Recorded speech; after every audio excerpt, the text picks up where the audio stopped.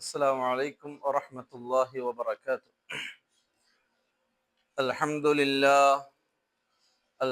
لله نحمده ونستعينه ونؤمن به ونتوكل عليه ونعوذ بالله من شرور أنفسنا ومن سيئات أعمالنا. من يهده الله فلا مضل له ومن يضلل فلا هادي له. وأشهد أن لا إله إلا الله وحده لا شريك له. وأشهد أن محمدا عبده ورسوله أرسله بالهدى ودين الحق ليظهره على الدين كله ولو كره المشركون. اللهم صل على محمد وعلى آل محمد كما صليت على إبراهيم وعلى آل إبراهيم. اللهم بارك على محمد وعلى آل محمد كما باركت على إبراهيم وعلى آل إبراهيم إنك حميد مجيد. أما بعد فإن أصدق الحديث كتاب الله وخير الهدي هدي محمد صلى الله عليه وسلم وشر الأمور محدثاتها وكل محدثة بدعة وكل بدعة ضلالة وكل ضلالة في النار. ബഹുമാനമുള്ള സത്യവിശ്വാസികളെ, അള്ളാഹുവിൻ്റെ കൽപ്പനാ നിരോധനങ്ങൾ കഴിവിൻ്റെ പരമാവധി ജീവിതത്തിൽ പാലിക്കണമേ എന്നും അനുസരിക്കണമേ എന്നും എന്നോടും നിങ്ങൾ ഓരോരുത്തരോടും ഓർമ്മപ്പെടുത്തുകയാണ്. അല്ലാഹു സുബ്ഹാനഹു വ തആല ഈ ഭൂമിയിൽ മനുഷ്യർക്ക് വ്യത്യസ്തങ്ങളായ കടമകളും കർത്തവ്യങ്ങളും നിർബന്ധമാക്കിയിട്ടുണ്ട്. ഇസ്ലാം ഓരോ മനുഷ്യനും വ്യത്യസ്തങ്ങളായ കടമകൾ കൊണ്ട്, ബാധ്യതകൾ കൊണ്ട് ബന്ധിപ്പിച്ചിട്ടുണ്ട്. ഒരാളും തന്നെ സ്വതന്ത്രമായി ഒറ്റക്ക് ഞാൻ എൻ്റെ കാര്യം എന്ന രൂപത്തിൽ ജീവിക്കാൻ ഇസ്ലാം അനുവദിക്കുന്നില്ല. എപ്പോഴും മറ്റൊരാളോട് ഏതെങ്കിലും ഒരു തരത്തിൽ അവൻ കടപ്പെട്ടിരിക്കുന്നു. അത് ഇസ്ലാമിൻ്റെ ഒരു സാമൂഹ്യ നീതിയാണ്. എല്ലാം പരസ്പരം ബന്ധപ്പെട്ട് കിടക്കുകയാണ്. അതുകൊണ്ട് തന്നെ മുഅ്മിനെ സംബന്ധിച്ചിടത്തോളം അവൻ പലരോടും പല രൂപത്തിലും ബാധ്യതകളും കടമകളും നിറവേറ്റേണ്ടവനാണ്. ഒന്നാമത്തെ ബാധ്യത, ഒന്നാമത്തെ കടമ, ഒരു അടിമയുടെ ഒന്നാമത്തെ ബാധ്യത ആരോടാണ്? അള്ളാഹുവിനോടാണ്. ഒന്നാമത്തെ ബാധ്യത അള്ളാഹുവിനോടാണ്. ഒന്നാമത്തെ കടമ അള്ളാഹുവിനോടാണ്. എന്താണ് ഒരു അടിമക്ക് അള്ളാഹുവിനോടുള്ള കടമ? ഹക്ക് എന്താണ്? മുആദ് ബിൻ ജബൽ റളിയല്ലാഹു അൻഹുവിനോട് റസൂലുള്ളാഹി സ്വല്ലല്ലാഹു അലൈഹി വസല്ലം തങ്ങൾ ചോദിക്കുകയും പഠിപ്പിക്കുകയും ചെയ്യുന്നുണ്ട്.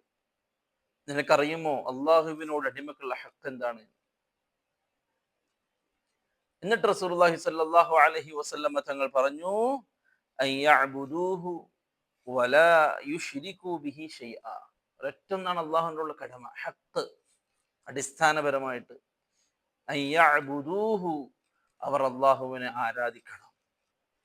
ഈ ഭൂമിയിൽ സർവസ്വവും സംവിധാനിച്ച് എല്ലാം ഒരുക്കി ഒരു മനുഷ്യന്റെ ജീവിതത്തിന് ആവശ്യമായ സർവ്വതും സജ്ജമാക്കിയിട്ട് അള്ളാഹു മനുഷ്യനിൽ നിന്നും ആവശ്യപ്പെടുന്ന ഒരു കാര്യം അയ്യഅ്ബുദൂഹു, അവർ അവനെ ആരാധിക്കണം, ഇബാദത്ത് ചെയ്യണം.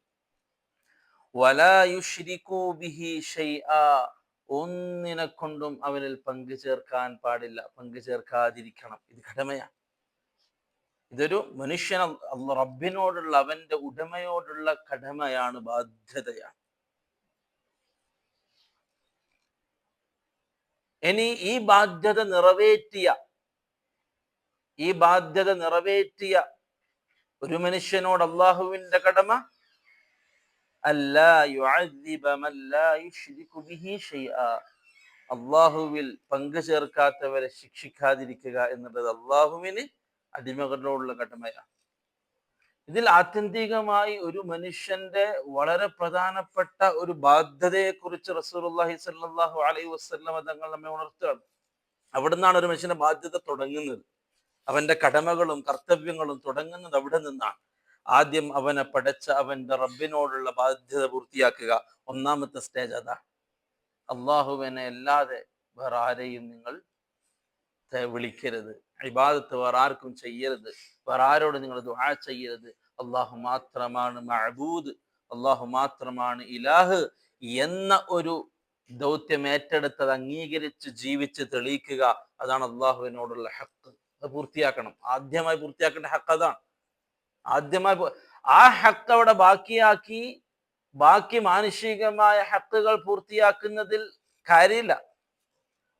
പ്രധാനമായിട്ടും അള്ളാഹുവിനോടുള്ള ഹക്ക് പൂർത്തിയാക്കിയവനാണ് തുടർന്നുള്ള ബാധ്യതകളും തുടർന്നുള്ള കടമകളും കടപ്പാടുകളും അവന് നിർബന്ധമാകുന്നത് തന്നെ. അതുകൊണ്ട് തന്നെ ആദ്യത്തെ ആദ്യത്തെ കടപ്പാട് അള്ളാഹുവിനോടാണ്. അത് അള്ളാഹുവിനെ മാത്രം വിളിച്ച് തേടലാണ്. അള്ളാഹുവിനെ മാത്രം ആരാധനകൾ അർപ്പിക്കലാണ്. അത് ഒരു തരത്തിലും മറ്റുള്ള ആളുകൾക്ക് നൽകൽ അള്ളാഹു ഇഷ്ടപ്പെടുന്നില്ല. അള്ളാഹു അത് അംഗീകരിക്കുകയില്ല ഒരു നിലക്കും. അല്ലെ, നമ്മൾ വിശദമായിട്ട് ആ വിഷയങ്ങൾ നമ്മൾ സംസാരിച്ചു. അപ്പൊ ഒരു മനുഷ്യന്റെ കടമകൾ അവിടെ നിന്ന് തുടങ്ങുകയാണ്. തുടർന്ന് അള്ളാഹു സുബ്ഹാനഹു വ തആല വ്യത്യസ്തങ്ങളായ മേഖലകളിൽ കടമകളും കർത്തവ്യങ്ങളും നിർബന്ധമാക്കിയതിൽ ഒന്ന്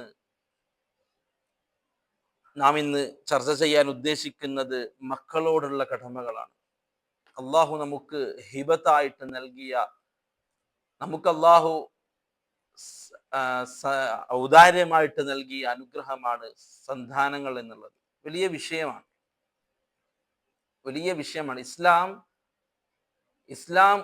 ഇസ്ലാമാകുന്ന ഒരു സംവിധാനത്തെ ഈ ഭൂമി ലോകത്ത് നടപ്പിൽ വരുത്താനും അത് ജനങ്ങളിലേക്ക് എത്താനും അല്ലാഹു സുബ്ഹാനഹു വ തആല ഏതൊക്കെ രീതിയിലാണ് കാര്യങ്ങളെ തർത്തീബ് ചെയ്തത് എന്നതിൻ്റെ വളരെ പ്രധാനപ്പെട്ട ഒരു രീതിയാണ് സന്താനം, മക്കളെ നൽകുക.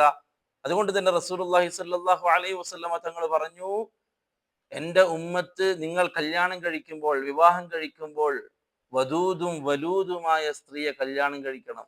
അള്ളാഹുവിൻ്റെ റസൂല് പറഞ്ഞ മത്ലൂബാണത്. നമ്മൾ തേടപ്പെടുന്ന ഒരു കാര്യം, നമ്മളോട് ആവശ്യപ്പെടുന്ന ഒരു കാര്യമാണത്. നിങ്ങൾ വദൂദും വലൂദുമായ സ്ത്രീയെ കല്യാണം കഴിക്കണം. നല്ലോണം സ്നേഹിക്കുന്ന സ്ത്രീ, അതേപോലെ പ്രസവിക്കുന്ന സ്ത്രീ. എന്നിട്ട് റസൂലുള്ളാഹി സ്വല്ലല്ലാഹു അലൈഹി വസല്ലം തങ്ങൾ പറഞ്ഞു, എന്തിനാണെന്നറിയുമോ? നാളെ ഖിയാമത്ത് നാളിൽ ഒരുപാട് ഉമ്മത്തുള്ള, ഒരുപാട് ആളുകളുള്ള ആളായിട്ട് കാണാൻ ഞാൻ ആഗ്രഹിക്കുന്നു. അതായത് സ്വാലിഹീങ്ങളായ, മുഅ്മിനീങ്ങളായ, മുവഹിദീങ്ങളായ ഒരുപാട് ആളുകളുടെ നേതാവായിട്ട് അറിയാൻ ഞാൻ ആഗ്രഹിക്കുന്നു എന്ന് റസൂലുള്ളാഹി സ്വല്ലല്ലാഹു അലൈഹി വസല്ലം. അപ്പൊ ഈ സന്താനോൽപാദനം അല്ലെങ്കിൽ മക്കളുണ്ടാവുക എന്നുള്ളത് ഒരു മുഅ്മിനെ സംബന്ധിച്ചിടത്തോളം തമാശയും കളിയല്ല.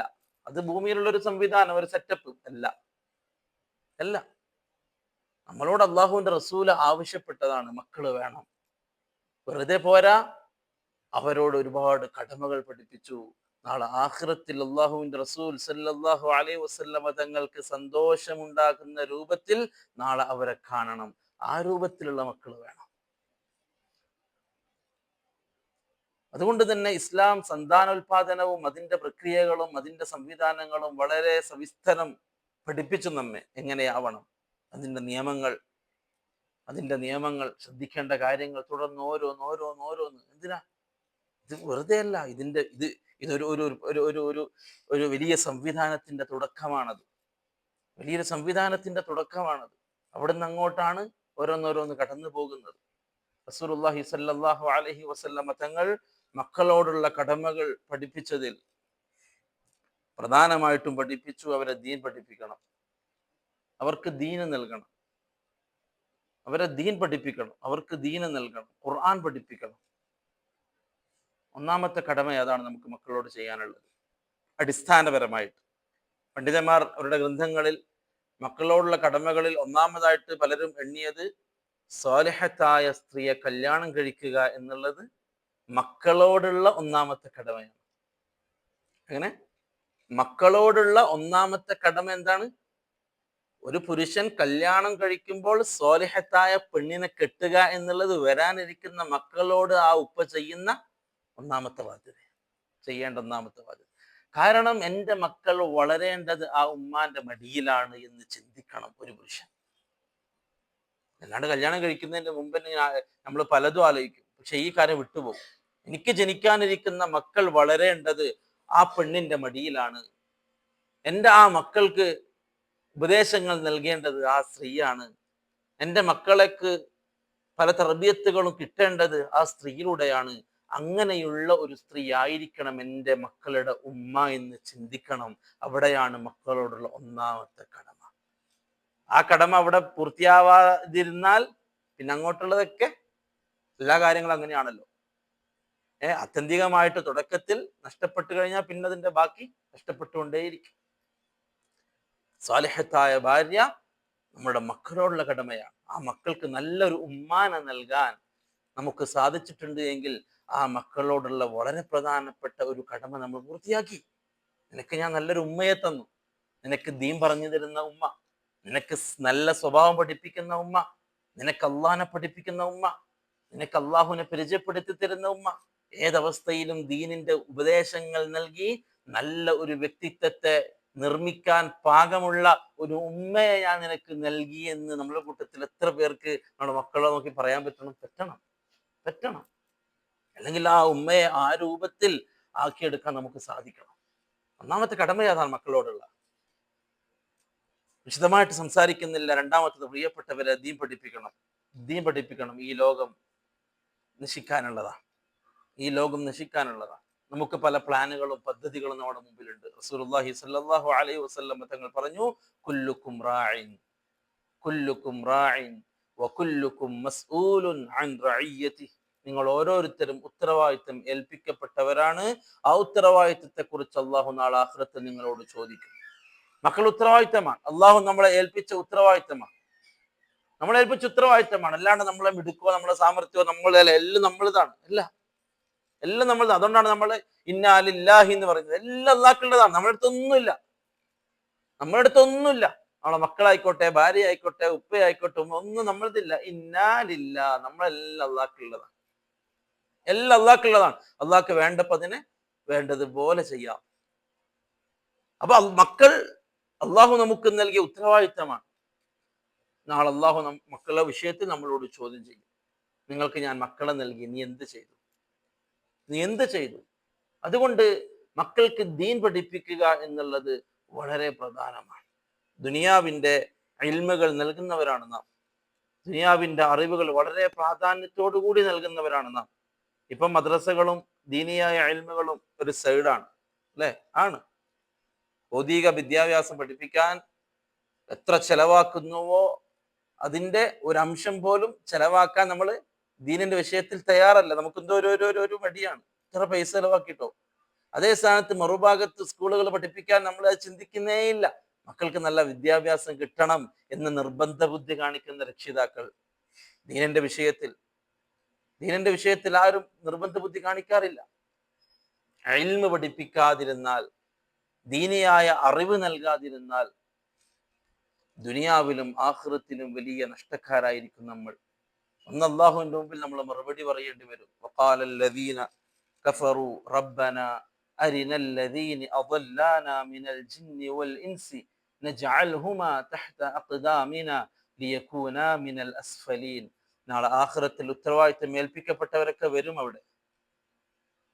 എന്നിട്ട് അള്ളാഹുവിനോട് പറയും, അല്ലാഹ്, ഇൻസിൽ നിന്നും ജിന്നിൽ നിന്നും എന്നെ പിഴപ്പിച്ച ആളുകളെ നീ എനിക്കൊന്ന് കൊണ്ടുതാ അല്ലാഹുവേ, ഞാൻ എൻ്റെ കാലിൻ്റെ അടിയിലിട്ട് അവരൊന്ന് ചെവിട്ടട്ടെ എന്ന് പറയും കീഴിലുള്ള ആളുകൾ.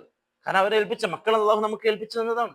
അവരെ നേർവഴിക്ക് നടത്തുക, അവർക്ക് ദീൻ പഠിപ്പിക്കാൻ നമ്മൾ ഉത്തരവാദിത്തമാണ്. ഇൽമു പഠിപ്പിക്കൽ നമ്മൾ ഉത്തരവാദിത്തമാണ്. അവർക്ക് ദീനിയായ കാര്യങ്ങൾ പഠിപ്പിക്കലും അതിന്റെ വഴി അവർക്ക് നിശ്ചയിച്ചു കൊടുക്കൽ നമ്മളെ ബാധ്യതയാണ്. നമ്മൾ കരുതാണ് ദുനിയാവിന്റെ കാര്യങ്ങൾ കൊടുത്തിട്ടില്ല എങ്കിൽ അവർ നാളെ കഷ്ടത്തിലായി പോകും, അവർ നാളെ നഷ്ടത്തിൽ എന്ന ചിന്തയിലാണ് നമ്മൾ ദുനിയാവ് പഠിപ്പിക്കുന്നത്. അതേ സ്ഥാനത്ത് ദീനിന്റെ വിഷയത്തിൽ വളരെ പിറകിലാണ്. ദീനിയായ കാര്യങ്ങൾ അറിയില്ല, അള്ളാഹുവിനെ കുറിച്ച് അറിയില്ല. വലിയ വിദ്യാഭ്യാസത്തിന്റെ സർട്ടിഫിക്കറ്റുകളുണ്ട്, വലിയ ജോലിയാണ്. പക്ഷെ അള്ളാഹുവിനെ കുറിച്ച് അറിയുക. അതുകൊണ്ട് പ്രിയപ്പെട്ടവരെ, നമ്മൾ നിർബന്ധ ബുദ്ധിയാൽ നമ്മുടെ മക്കളെ ദീൻ പഠിപ്പിക്കണം. ദീൻ പഠിപ്പിക്കണം. വേറെന്ത് നഷ്ടപ്പെട്ടാലും ദുനിയാവ് മുഖദ്ദറ. വമാ മിൻ ദാബത്തിൻ ഫിൽ അർദി ഇല്ലാ അലല്ലാഹി റിസ്ഖുഹാ. അല്ലാഹു ഏറ്റതാണ്. റിസ്ക് അല്ലാഹു ഏറ്റതാണ്. അല്ലാഹു പറഞ്ഞു, വഅ്മുർ അഹ്ലക ബിസ്സലാത്തി വസ്തബിർ അലൈഹാ ലാ നസ്അലുക റിസ്ഖാ നഹ്നു നർസുഖുക. അല്ലാഹു പറയാണ്, നിങ്ങൾ മക്കളെ നിസ്കാരം പഠിപ്പിക്കുക, നിസ്കാരം കൊണ്ട് കൽപ്പിക്കുക. ഇത് അടിസ്ഥാനമാണ്. ബാക്കിയെല്ലാം നമ്മൾ അതിന്റെ കൂടെ ചേർത്ത് വായിക്കണം. നിങ്ങൾ നിങ്ങളുടെ മക്കളെ നിസ്കാരം കൊണ്ട് കൽപ്പിക്കിൻ, അവരെ നിസ്കരിക്കുന്നവരാക്കിൻ. ലാ നസ്അലുക റിസ്ഖാ, റിസ്ക് ഞാൻ നിങ്ങളോട് ചോദിക്കുന്നില്ല. അല്ലാഹു വ്യക്തമായിട്ട് പറയാണ്, ഒരു മനുഷ്യന്റെ ചിന്തയും ബുദ്ധിയും ഇന്ന് ഏതൊരു കാര്യത്തിന് വേണ്ടിയാണോ അവൻ ഉപയോഗിച്ചുകൊണ്ടിരിക്കുന്നത്, മക്കളുടെ സമ്പാദ്യം അത് ഭദ്രമാവണം, അവരുടെ സാമ്പത്തിക മേഖല ഭദ്രമാവണം, അവരുടെ ഭാവി ഭദ്രമാവണം, ഭാര്യയുടെ കുടുംബത്തിന്റെ ഭാവി ഭദ്രമാവണം എന്ന് ചിന്തിച്ച് അതിനുവേണ്ടി പണിയെടുത്ത് എല്ലാ ഭൗതിക സംവിധാനങ്ങളും ഒരുക്കി വെക്കുന്ന ബാപ്പാനോട് പരിശുദ്ധ ഖുർആന്റെ കൽപ്പന, വഅ്മുർ അഹ്ലക ബിസ്സലാ, നിന്റെ കുടുംബത്തെ നീ നിസ്കാരം കൊണ്ട് കൽപ്പിക്കുക. ലാ നസ്അലുക റിസ്ഖാ, റിസ്ക് ഞാൻ നിങ്ങളോട് ചോദിക്കുന്നില്ല. നഹ്നു നർസുഖുക, ഞാനാണ് നിനക്ക് റിസ്ക് നൽകുന്നത്. പ്രിയപ്പെട്ടവരെ, ഒരുപാട് ചിന്തിക്കേണ്ട കാര്യമാണ്. ഞാനാണ് നിങ്ങൾക്ക് റിസ്ക് നൽകുക. റിസ്കിന്റെ വിഷയത്തിൽ നിങ്ങൾ ബേജാറാകണ്ട. ഞാൻ നിങ്ങൾക്ക് റിസ്ക് നൽകാം. അള്ളാഹു ഏൽക്കുകയാണ്. നമ്മളോട് കൽപ്പിച്ച നിസ്കാരത്തെ കൊണ്ട് കൽപ്പിച്ചു. മോൾ നിസ്കരിക്കുന്നുണ്ടോ, അല്ലെങ്കിൽ ഭാര്യയ്ക്ക് ആ വിഷയത്തിൽ വലിയ ശ്രദ്ധയുണ്ടോ എന്ന് എത്രത്തോളം നമ്മൾ ഗൗരവത്തിൽ എടുക്കുന്നുണ്ട്. ഫോൺ വിളിച്ചു കഴിഞ്ഞാൽ മോൻ 5 വക്ത് പള്ളിയിലേക്ക് പോകുന്നുണ്ടോ, കറക്റ്റ് പള്ളിയിൽ എത്തുന്നുണ്ടോ എന്ന് തിരക്കുന്ന ബാപ്പമാര് അവിടെ നമ്മൾ. അല്ലാതെ ഓന്റെ എക്സാമിന്റെ മാർക്ക് എത്ര മാർക്ക് കുറഞ്ഞു, അല്ല, ദുനിയാവിന്റെ ചർച്ചകൾ ചെയ്യുന്നതിനിടയിൽ നിസ്കാരത്തെക്കുറിച്ച് ചോദിക്കാൻ നമുക്ക് പറ്റണം. റസൂലുള്ളാഹി സ്വല്ലല്ലാഹു അലൈഹി വസല്ലമ തങ്ങൾ കാരുണ്യത്തിന്റെ പ്രവാചകൻ, ലോകം കണ്ടതിൽ വെച്ച് ഏറ്റവും വലിയ കാരുണ്യവാൻ റസൂലുള്ളാഹി സ്വല്ലല്ലാഹു അലൈഹി വസല്ലം. ശത്രുക്കള് പോലും സ്നേഹിച്ചു അറിയാതെ ആ പ്രവാചകന്റെ സ്വഭാവം കൊണ്ട്, അല്ലെ, ആർക്കും ഒരു എതിരഭിപ്രായമില്ല മുഹമ്മദിനെ കുറിച്ച്. ആർക്കും ഒരു എതിരഭിപ്രായമില്ല. ശത്രുക്കൾ പോലും സ്നേഹിച്ചു ആ സ്വഭാവത്തിന്റെ മുന്നിൽ, ആ കാരുണ്യത്തിന്റെ മുന്നിൽ. ആ റസൂലുള്ളാഹി സ്വല്ലല്ലാഹു അലൈഹി വസല്ലം തങ്ങൾ പറഞ്ഞു, മുറു ഔലാദകും ബിസ്സലാത്തി വഹും അബ്നാഉ 70. 7 വയസ്സായി കഴിഞ്ഞാൽ നിങ്ങളുടെ മക്കളെ നിങ്ങൾ നിസ്കാരം കൊണ്ട് കൽപ്പിക്കണം. വദ്രിബൂഹും, നിങ്ങൾ അവരെ അടിക്കണം. ആരാ പറയുന്നത്? ഇപ്പൊ ഭയങ്കര മോട്ടിവേഷനും അതും ഇതും കേട്ട് നമ്മള് ഇസ്ലാം വിരോധി ആയിക്കൊണ്ടിരിക്കുകയാണ്, അല്ലെ?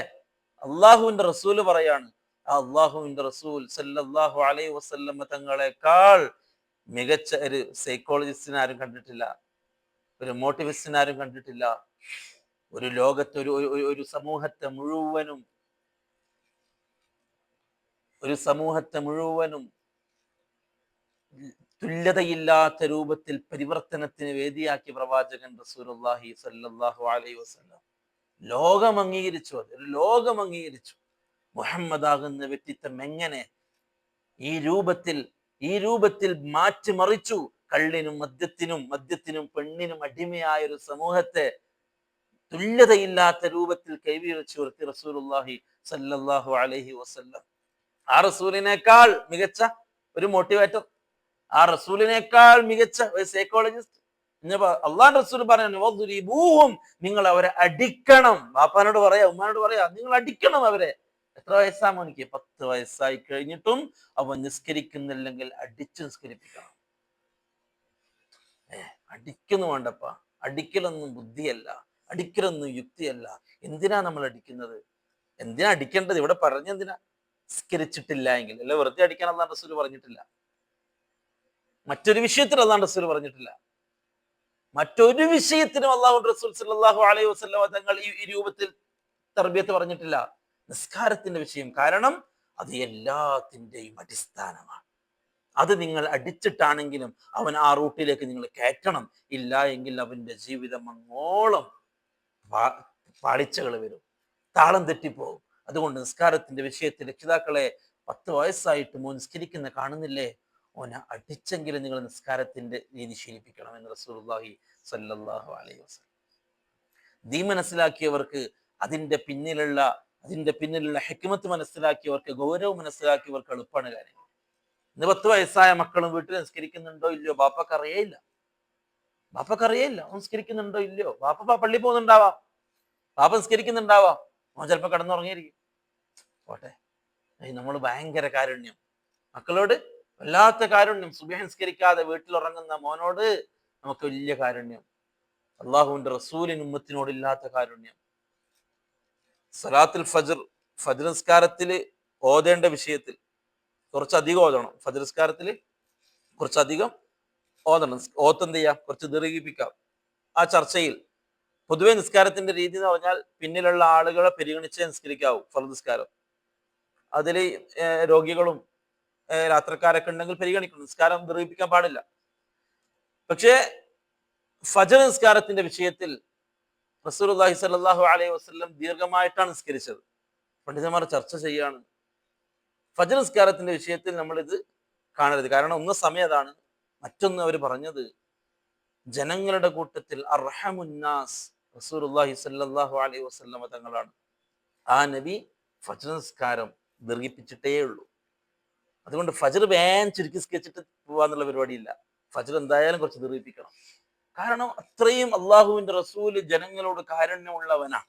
എന്നിരിക്കെ ആ പ്രവാചകൻ 10 വയസ്സായിട്ട് മടിക്കാൻ പറഞ്ഞാൽ അത് വലിയ വിഷയമാണ് എന്ന് കുറച്ചിരുന്ന് ആലോചിച്ചവനെ മനസ്സിലാവും. നിസ്കാരം അത്ര വലിയ ഗൗരവമാണ് എന്ന് അപ്പോഴേ തിരിയുള്ളൂ. ആ നിസ്കാരം ഇവിടുന്ന് കിട്ടിയിട്ടില്ല എങ്കിൽ, ഈ വയസ്സിൽ അവൻ ശീലിച്ചിട്ടില്ല എങ്കിൽ, ആ ശീലമില്ലായ്മ കുറച്ചു കഴിഞ്ഞാൽ അവനെ ബാധിക്കും. പിന്നീട് അവന് നിസ്കാരം നഷ്ടപ്പെട്ടാൽ ഒരു മനുഷ്യന്റെ ജീവിതത്തിന്റെ എല്ലാം തകർന്ന് തെരിപ്പടമായി. നാളെ ആഖിറത്തിൽ ആദ്യത്തെ ചോദ്യം അള്ളാന്റെ അനിസ്വലാ, നിസ്കാരത്തെ കുറിച്ച് ആദ്യത്തെ ചോദ്യം. ആലോചിക്കണം, എന്തോരം കാര്യങ്ങൾ ചോദിക്കാനുണ്ട്. നമുക്ക് ചിന്തിക്കാം, ഷിർക്കും തൗഹീദും ചോദിക്കാം. തുടങ്ങി നമ്മൾ വളരെ ഗൗരവത്തിൽ കാണുന്ന തിന്മകളെ കുറിച്ച് ചോദിക്കാം. റസൂലുള്ളാഹി സ്വല്ലല്ലാഹു അലൈഹി വസല്ലം തങ്ങൾ പറഞ്ഞു, ആദ്യമായിട്ട് അള്ളാഹു ചോദിക്കുക നിസ്കാരത്തെ കുറിച്ച്. എന്നിട്ട് അള്ളാഹു റസൂൽ പറഞ്ഞു, ആരെങ്കിലും അതിൽ വിജയിച്ചാൽ ഖദ് അൻജഹ വ അഫ്ലഹ, അവൻ വിജയിച്ചു, എല്ലാ വിജയവും അവനാണ്. ഇനി ആരെങ്കിലും അതിൽ പരാജയപ്പെട്ടാൽ ഖാബ വ ഖസിർ, ഓൻക്ക് എല്ലാം പോയി, അവന്റെ എല്ലാം തകർന്ന്, പിന്നെ അങ്ങോട്ടൊന്നും ചിന്തിക്കണ്ട. ആ രൂപത്തിൽ എല്ലാം നഷ്ടപ്പെടും നിസ്കാരമില്ലാത്തവൻ. വലിയ ഗൗരവമാണ്. അതുകൊണ്ട് മക്കളുടെ വിഷയത്തിൽ വളരെ ഗൗരവത്തിൽ പ്രിയപ്പെട്ടവരെന്ന് അള്ളാഹു നമുക്ക് തന്നതാണ്. നമ്മൾ അവർക്ക് ദുനിയാവിന്റെ ഒരുപാട് സെറ്റപ്പ് ഉണ്ടാക്കി കൊടുത്തിട്ട് നമ്മളൊന്നും ഇരിക്കുക, എന്നിട്ട് അവസാന സമയത്ത് നമ്മൾ പറയാം, മാഷാ അള്ളാഹ് എൻ്റെ മോനിക്ക് ഞാൻ നല്ല വീട്, എല്ലാ സെറ്റപ്പ് ഉണ്ടാക്കി കൊടുത്തിട്ടുണ്ട്, എനിക്ക് സമാധാനത്തിന് ഇരിക്കുക. എങ്ങനെ ഒരു മുഅ്മിൻ അങ്ങനെ പറയാ? അവന്റെ കയ്യിൽ ദീനില്ല എങ്കിൽ, അവൻ നല്ല മുവഹിദ് അല്ല എങ്കിൽ, അവൻ നല്ലൊരു സലഫി അല്ല എങ്കിൽ പറയില്ല. എല്ലാവർക്കും മക്കളുണ്ട്. ആലോചിക്കണം, മക്കളെ ദീൻ പഠിപ്പിക്കുക. ഒരൊറ്റ ചിന്ത, അതിന്റെ അപ്പുറം വേറൊന്നും ഉണ്ടാവരുത്. എൻ്റെ മോൻ ദീൻ പഠിക്കണം, ഖുർആൻ പഠിക്കണം, ഇൽമ പഠിക്കണം, അത് പഠിക്കണം, ദുനിയാവ് അവന്റെ കയ്യിലേക്ക് വരും. അള്ളാഹ് പറഞ്ഞല്ലേ, റസൂലുള്ളാഹി സ്വല്ലല്ലാഹു അലൈഹി വസല്ലം തങ്ങൾ പറഞ്ഞു, മൻ ജഅല ഹമ്മഹു അൽ ആഖിറ, ആരെങ്കിലും അവന്റെ ഹമ്മ് എന്ന് പറഞ്ഞാൽ മെയിൻ ചിന്ത, പല ചിന്തകളും നമുക്കുണ്ടാവാം, പക്ഷെ പ്രധാനപ്പെട്ടത്, അതിന്റെ വളരെ സീരിയസ് ആയിട്ട് അവൻ ചിന്തിക്കുന്നവന്റെ പ്രധാന ലക്ഷ്യം ഹമ്മ് ആരെങ്കിലും ആഖിറമാക്കിയാൽ റസൂലുള്ളാഹി സ്വല്ലല്ലാഹു അലൈഹി വസല്ലം തങ്ങൾ പറയാണ്, ജമഅല്ലാഹു അംറഹു, അവന്റെ കാര്യങ്ങളെ അള്ളാഹു ഒരുമിച്ച് കൂട്ടിക്കൊടുക്കും.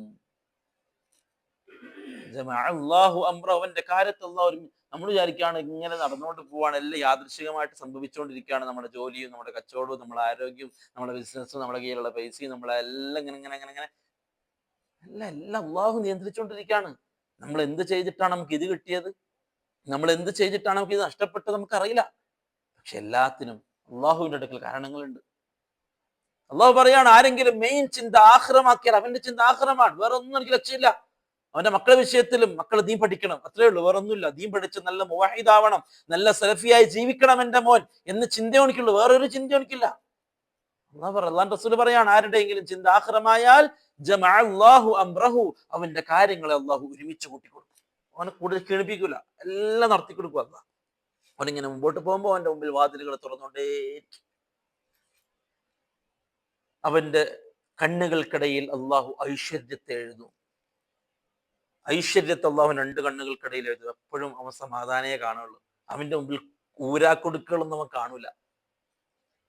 അല്ലാ ബേജാറായി പോവോ, കുടുങ്ങിപ്പോവോ, നഷ്ടപ്പെട്ടു പോവോ?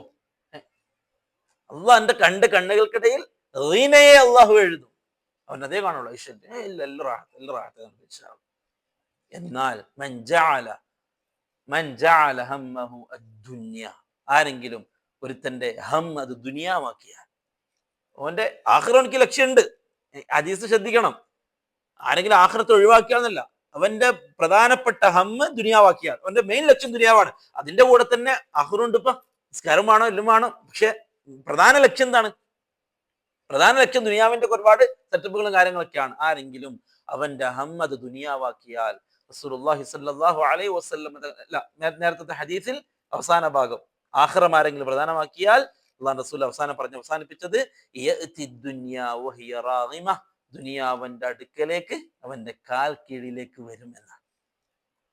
ആഖിറത്തെ പ്രധാനമായി കണ്ടാൽ ദുനിയാവ് അവന്റെ കാൽ കീഴിൽ വരും. അവൻ പ്രതീക്ഷിക്കാതെ, അല്ലെ?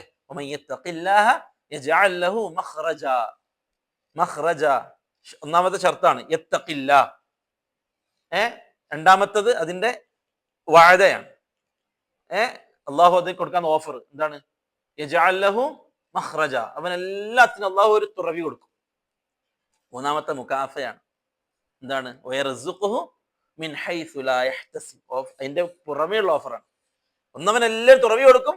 മൂന്നാമത്തെ അള്ളാഹ് പറഞ്ഞു, അവന് റിസ്ക് അവൻ ചിന്തിക്കാത്ത കോലത്തിൽ കൊടുക്കും. അള്ളാഹുവിന്റെ പ്രയോഗം, പരിശുദ്ധ ഖുർആന്റെ കലാമാണത്, പരിശുദ്ധ ഖുർആന്റെ പ്രയോഗമാണത്, അള്ളാഹുവിന്റെ കലാമാണ്.